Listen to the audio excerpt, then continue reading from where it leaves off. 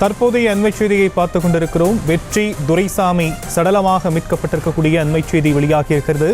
சட்லஜ் நதியில் மாயமான சைதை துரைசாமியின் மகன் வெற்றி துரைசாமியின் உடல் சடலமாக மீட்கப்பட்டிருக்கக்கூடிய அந்த அண்மை செய்தி வெளியாகியிருக்கிறது.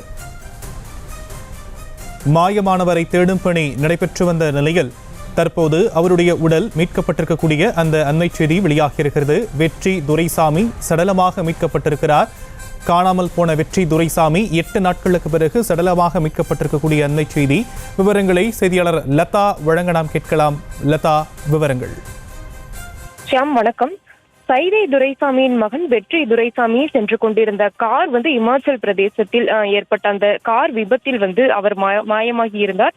தொடர்ந்து 8 நாட்கள் அந்த தேடுதல் பணி என்பது நடைபெற்று வந்த ஒரு நிலையில் தற்பொழுது அவரினுடைய அந்த உடலானது சடலமாக மீட்கப்பட்டு இருக்கிறது.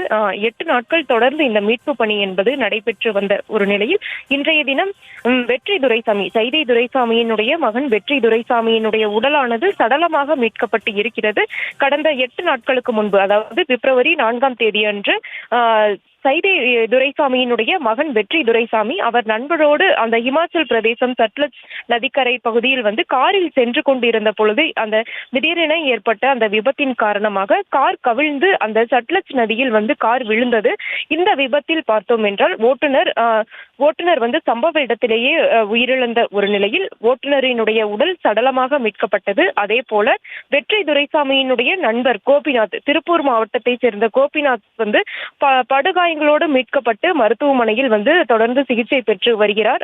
அதே போல வெற்றி துரைசாமி, அதாவது வெற்றி துரைசாமி தொடர்ந்து அந்த மாயமானார் என்ற அந்த செய்தியை அடுத்து தொடர்ந்து அவரை தேடக்கூடிய பணிகள் என்பது மும்முரமாக நடைபெற்று வருகிறது.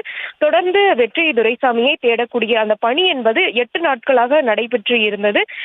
பார்த்தோம் என்றால் தேடுதல் பணியின் போது வெற்றி துரைசாமியினுடைய ஐபோன், அதே போல பல்வேறு இடங்களில் அந்த இரத்த கரைகள், அதே போல மூளை திசுக்கள் என பல்வேறு விஷயங்களும் கிடைத்திருந்தது. அது பரிசோதனைக்காக அனுப்பப்படும் என்றும் போலீசாரினுடைய அந்த இமாச்சல் பிரதேசம் போலீசாரினுடைய அறிக்கையிலும் தெரிவிக்கப்பட்டு இருந்தது. இதற்கிடையே 8 நாட்களுக்கு பிறகு, அந்த தேடுதல் பணிக்கு பிறகு இன்றைய தினம் சைதை துரைசாமியினுடைய மகன் வெற்றி துரைசாமியினுடைய உடலானது சடலமாக மீட்கப்பட்டு இருக்கிறது.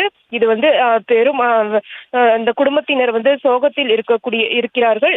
குறிப்பாக பார்த்தோம் என்றால் பிப்ரவரி 4ஆம் தேதி இந்த செய்தியை அடுத்து உடனடியாக சைதை துரைசாமி, குறிப்பாக பார்த்தோம் என்றால் முன்னாள் மேயரும் அதிமுகவினுடைய அந்த முன்னாள் சட்டமன்ற உறுப்பினருமாக இருக்கக்கூடிய சைதை துரைசாமியினுடைய குடும்பத்தினர் உடனடியாக இமாச்சல் பிரதேசம் விரைந்திருந்தார்கள்.